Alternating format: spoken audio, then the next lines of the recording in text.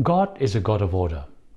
When He created the world, He established both natural and moral laws to sustain our lives and to define how we relate to Him and to each other.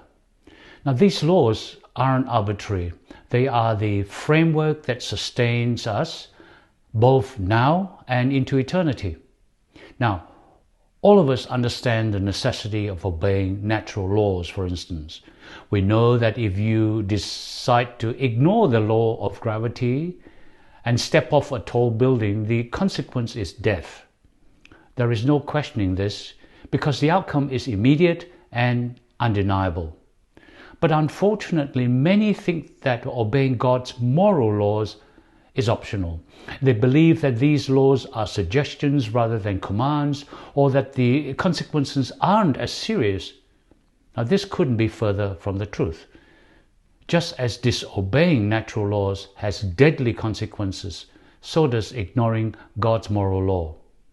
Proverbs 14:12 warns, I quote, "There is a way that seems right to a man, but its end is the way to death," unquote.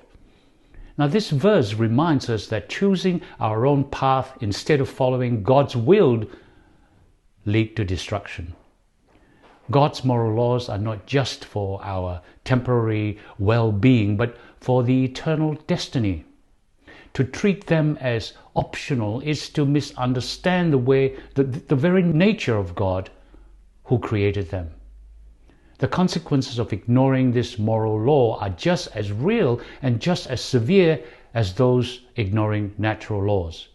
So, just like His natural laws, God's moral laws are not guidelines to be followed at our convenience. They are essential for sustaining life and order, both now and forever. Disobeying them is not just dangerous, it is deadly, both in this life and in the next. Amen.